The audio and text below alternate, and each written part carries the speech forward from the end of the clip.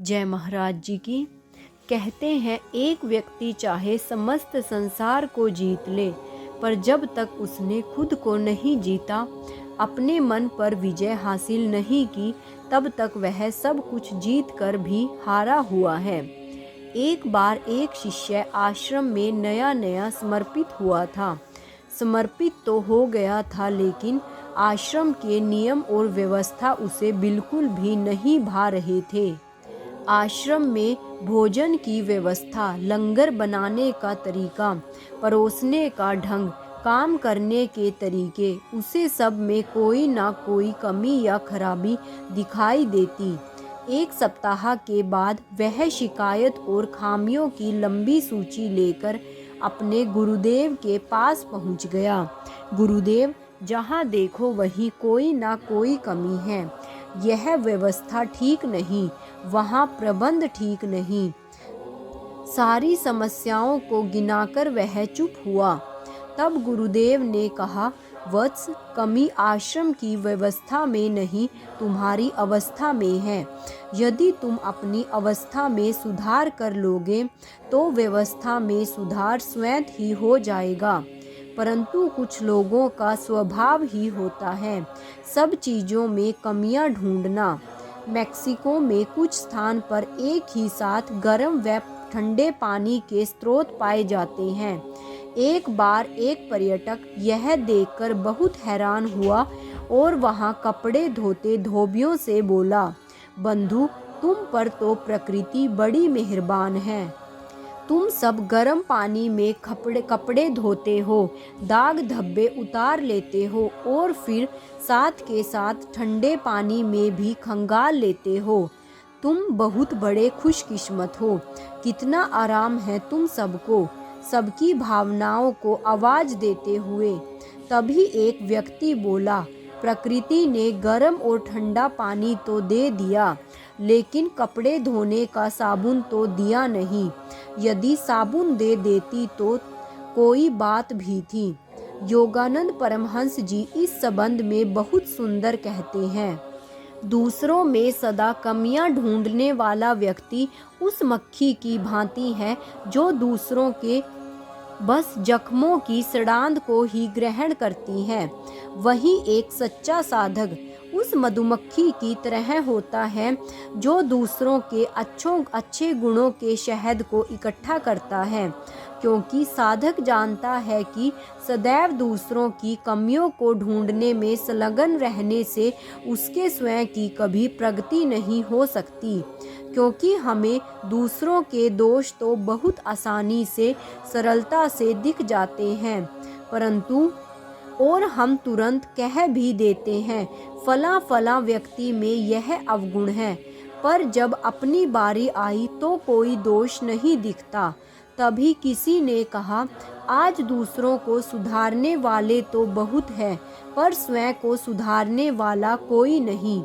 अपने अपने अवगुण को छिपाने का प्रयास न करें। कुछ समय बाद यही छोटा सा अवगुण बहुत बड़ा बन जाएगा। इसलिए कहा भी गया है, वक्त रहते ही अपनी खामियों के जख्म भर डालो, कहीं उनका जहर अंग अंग तक ना फैल जाए।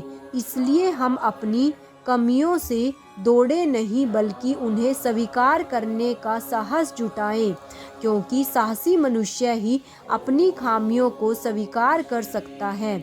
जिसने अपनी कमियों को जानकर मान लिया, मानो उसने आधी लड़ाई जीत ली।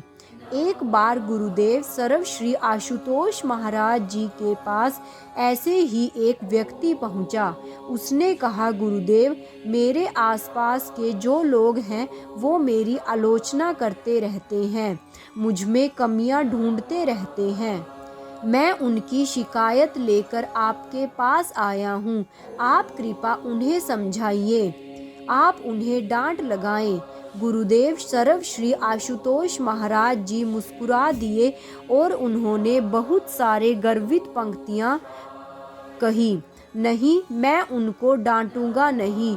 अभी तो मैं और अत्यधिक ऐसी प्रतिकूल परिस्थितियां तुम्हारे इर्द गिर्द निर्मित करूंगा जिस प्रकार एक मूर्तिकार के औजार दिखाई पड़ते हैं, गुरु के औजार दिखाई नहीं देते, यह आलोचक तुम्हारे लिए हथौड़ी और छेनी का कार्य कर रहे हैं।